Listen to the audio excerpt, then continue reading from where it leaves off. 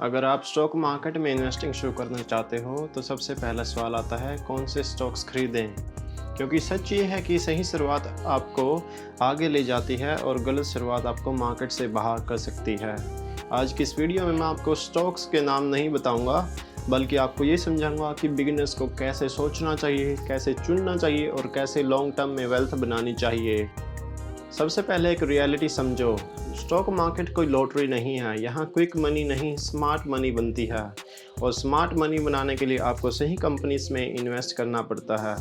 अब सवाल, सही कंपनीज कौन सी होती हैं या कहाँ चूज़ करें या कौन सी कंपनी ना चूज़ करें। सिंपल लैंग्वेज में ऐसी कंपनीज जिसका बिजनेस स्ट्रॉन्ग हो और सालों से प्रॉफिट कमा रही हो, जो वेल रिलायबल हो, ट्रस्टेड हो, जिन पर लोगों को विश्वास हो भाई वो इन फ्यूचर गलत नहीं करेंगी और जिसका फ्यूचर भी स्टेबल दिखता हो, वैसी कंपनीज को हमें ध्यान में रखना है।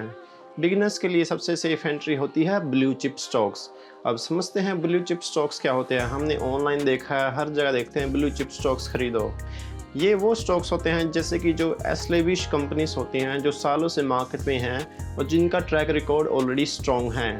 मैं कुछ एग्जांपल्स का नाम ले सकता हूँ, जैसे Reliance Industries, TCS, Wipro, Infosys, HDFC, Tata, Mahindras and so on.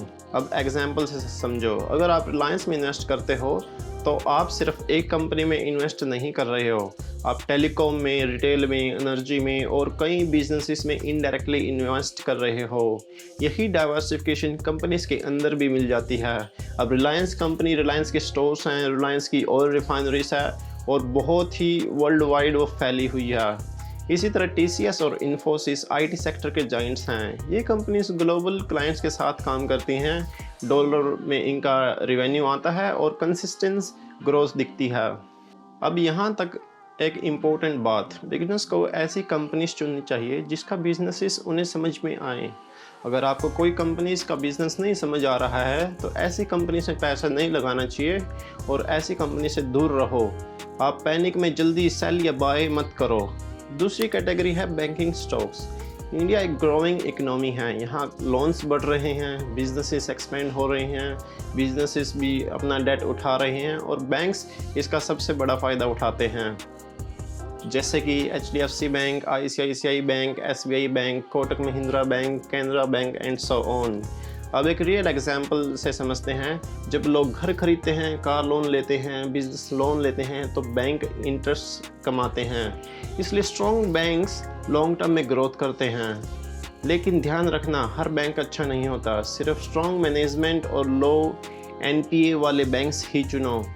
मैं अगली वीडियो एक फंडामेंटल्स की भी लाने वाला हूं, जिसमें मैं सिखाऊंगा कि कैसे आप एक कंपनी के फंडामेंटल्स चेक करके उसमें इन्वेस्ट कर सकते हो। तो वही फंडामेंटल्स का यूज़ करके आप बैंक्स में या डिफरेंट सेक्टर्स में लगा सकते हो। अब तीसरी कैटेगरी FMCG स्टॉक्स। ये कौन से स्टॉक्स होते हैं? ये वो कंपनियां होती हैं जिनके प्रोडक्ट्स आप हर रोज़ यूज़ करते हो, जैसे कि टूथपेस्ट, सोप, फूड या रसोई का कोई भी सामान हो गया। जो पैकेज फूड हम डेली कंज्यूम कर रहे हैं वो कंपनियां, जैसे हिंदुस्तान यूनिलीवर, ITC, नेस्ले और बहुत सारी। अब यहाँ लॉजिक सिंपल है, चाहे रिसेशन हो या ग्रोथ, लोग खाना, साबुन, टूथपेस्ट लेना नहीं बंद करेंगे। और इसमें एक और आई वुड ऐड, क्लोथिंग, लोग कपड़े पहनना तो नहीं छोड़ेंगे। इसलिए ये कंपनी हमेशा स्टेबल रहती हैं, लेकिन ग्रोथ थोड़ी स्लो होती है। मतलब ये है सेफ बट स्टेडी कैटेगरी, आप इनको मान सकते हो। अब चौथी category IT sector. Infosys, TCS, Wipro जैसी और बड़ी बड़ी कंपनियां ग्लोबल डिमांड पर डिपेंड करती है। अब उनका रिवेन्यू मोस्टली वेस्टर्न कंट्री से आता है, बट उनको रिवेन्यूज़ भी बहुत तगड़े होते हैं। जब दुनिया में टेक्नोलॉजी की डिमांड बढ़ती है तो ये कंपनियां ग्रो करती हैं। लेकिन यहाँ एक रिस्क है, ग्लोबल स्लो डाउन या रिसेशन आए तो इन कंपनीज पर बहुत बड़ा इम्पैक्ट पड़ सकता है, तो कीप इन माइंड।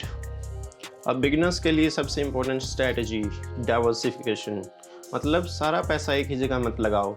अब एक प्रैक्टिकल एग्जांपल से समझते हैं। मान लो आपके पास 20,000 रुपये हैं, तो आप इसे डिवाइड कर सकते हो। 5,000 रुपये बैंकिंग में, अगले 5,000 रुपये IT कंपनीज में लगा सकते हो, rest of the 5,000 in FMCG और 5,000 रुपये आप इंडेक्स फंड में लगा सकते हो।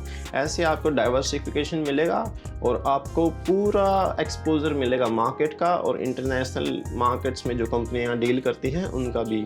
तो इसमें एक आपको प्लस माइनस में चलता रहेगा और आपको कभी लॉस नहीं मिलेगा। अब इसमें एक सेक्टर डाउन जाएगा तो बाकी सेक्टर्स आपको बैलेंस आउट कर सकते हैं। यही होती है स्मार्ट इन्वेस्टिंग। अब मान लो इन फ्यूचर कभी भी क्रैश आए या फिर करेक्शन आए तो आपकी एक कंपनी की वजह से ज़्यादा लॉस या प्रॉफिट नहीं होगा। इससे क्या होगा, आपको स्टेबल ग्रोथ मिलेगी, बट लॉसेस भी आपके स्टेबल ही रहेंगे, ज़्यादा लॉसेस नहीं होंगे। सबसे पहले हमें बचाना है अपना मेन कॉर्पस जो हमारा इन्वेस्टेड है। अब एक बहुत important concept, long term investing. अगर आप अच्छे स्टॉक्स को 5-10 साल होल्ड करते हो तो कंपाउंडिंग काम करती है। शॉर्ट टर्म में प्राइस ऊपर नीचे जाएगा, लेकिन लॉन्ग टर्म में स्ट्रॉन्ग कंपनीज ग्रो करती हैं। जैसे कि आप पिछले 5 साल में देख सकते हो, टाटा मोटर्स ने 2020 से लेकर 2025-26 तक बहुत ही मैसिव रिटर्न्स दिए हैं। ऐसे ही आप महिंद्रा का एग्जांपल ले सकते हो, एयरटेल भारती का एग्जांपल ले सकते हो। बहुत सारी कंपनियां हैं। मैं आपको यहाँ कोई टिप नहीं दे रहा हूँ, मैं आपको बस एजुकेशनल पर्पस के लिए बता रहा हूँ कि companies over the long term they will give you stable growth. अब बिगिनर्स के लिए एक स्टेप बाय स्टेप प्लान। पहले स्टेप में आप अपनी नॉलेज बेस बढ़ाओ, कभी भी ब्लाइंडली इन्वेस्ट मत करो किसी की टिप्स पर। दूसरा स्टेप क्या है, डीमैट अकाउंट खोलो। अगर आप चाहते हो तो मैं उस पर वीडियो बना सकता हूँ। अगला स्टेप होगा 2 से 3 ऐसी स्ट्रॉन्ग कंपनियों को आइडेंटिफाई करो और फिर उसमें स्लोली इन्वेस्ट शुरू करो। चौथा स्टेप, कभी भी लमसम अमाउंट एकदम मत डालो, धीरे धीरे इन्वेस्ट करो। और 5वां स्टेप, हर महीने इन्वेस्ट करने की आदत बनाओ। जो आदत है वो आपको आगे ले जाएगी, वो आपको नॉर्मल लोगों से एक कदम आगे ले जाएगी। अब बात करते हैं क्या नहीं करना है। सबसे बड़ी गलती, टिप्स पर इन्वेस्ट करना। कभी भी आप अपने दोस्त पर या फिर ऑनलाइन कहीं से आप टिप्स ले आते हो और फिर आप इन्वेस्ट कर देते हो, फिर आपका पैसा डूब भी सकता है। उसके पीछे आपको एक फंडामेंटल कंसेप्ट देखना है, कंपनी स्ट्रॉन्ग है या नहीं है, और साथ के साथ self realisation that you are doing the right thing. मैं इसमें एक और बात ऐड कर दूं, जैसे आपको टिप मिलती है ये स्टॉक्स डबल हो जाएगा, ये स्टॉक्स सही टाइम है, या फिर आप फियर ऑफ मिसिंग आउट, ये सुनकर आपको इन्वेस्ट नहीं करना है। ये बहुत ही डेंजरस हो सकता है। दूसरी गलती हमें क्या नहीं करनी है कि पेनी स्टॉक्स। 10 रुपये का स्टॉक सस्ता लगता है, लेकिन चीप और गुड अलग चीज़ें हैं। कई पेनी स्टॉक्स में मैनिपुलेशन होती है। तीसरी बड़ी गलती हम यहाँ पे करते हैं पैनिक सेलिंग। जैसे ही मार्केट 10-20% करेक्ट हुई, वैसे ही आप बेचना शुरू कर देते हो। Staying in the market is more important. Market गिरता है तो बिगिनर्स अब डर के मारे अपने स्टॉक्स बेच देते हैं। याद रखो, गिरावट में स्ट्रॉन्ग स्टॉक्स डिस्काउंट पर मिलते हैं। ये वैसे ही चीज़ है जैसे मान लो बिग बिलियन डील्स में शॉपिंग आती है, या फिर दिवाली पे या धनतेरस पे आप शॉपिंग करते हो। वैसे ही जब मार्केट गिरती है, that is the best option to invest. चौथी मिस्टेक्स जो हमें नहीं करनी है वो है ओवर डाइवर्सिफिकेशन। बहुत सारे स्टॉक्स खरीद लोगे बट ट्रैक नहीं कर पाओगे।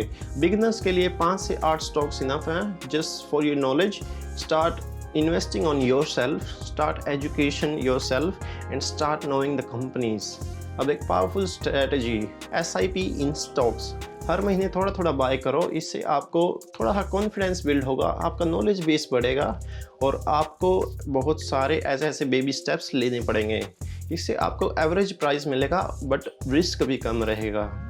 अब एक माइंडसेट शिफ्ट।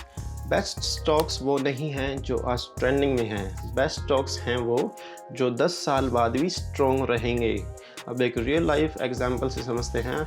मान लो अगर आपने 10 साल पहले स्ट्रॉन्ग कंपनीज में इन्वेस्ट किया होता तो आज आपका पैसा कई गुना, कई मल्टीफोल्ड हो चुका होता।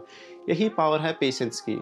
जैसे कि हम जिम जाते हैं, 20 दिन जिम लगा के फिर हम क्विट कर देते हैं और फिर सोचते हैं कि हमें रिजल्ट्स नहीं मिले। वैसे ही मार्केट है, आपको यहाँ पे पेशेंस दिखाना है और लॉन्ग टर्म के अपना माइंडसेट बना के रखना है। अब एक फाइनल एडवाइस मैं आपको देना चाहूँगा, अगर आप बिगिनर्स हो तो म्यूचुअल फंड्स प्लस 2-3 ऐसे स्टॉक्स से शुरू करो जो कि फंडामेंटल्स उनके अच्छे हैं, ना कि किसी टिप्स या किसी के एडवाइस से। जल्दबाजी मत करो कभी भी, डोंट पैनिक बाय और सेल, और I would say start educating yourself. और सबसे इम्पोर्टेंट है, consistency is more important then the intelligence. आप यहाँ पर स्मार्ट इन्वेस्टर बनो। स्मार्ट इन्वेस्टर वो नहीं जो सबसे ज़्यादा नॉलेज रखता है, स्मार्ट इन्वेस्टर वो है जो डिसिप्लिन से इन्वेस्ट करता है। तभी लॉन्ग टर्म इन्वेस्टमेंट बोरिंग लग सकता है but that would give you phenomenal returns. अगर आप ये प्रिंसिपल्स फॉलो करते हो तो आप धीरे धीरे अपनी वेल्थ बिल्ड कर रहे हो। अगर आपको ऐसे ही और प्रैक्टिकल फाइनेंस वीडियोस चाहिए तो चैनल को सब्सक्राइब करो। कमेंट में बताओ आपको कौन सी वीडियो चाहिए और आप कौन से स्टॉक से स्टार्ट कर रहे हो। जय हिंद।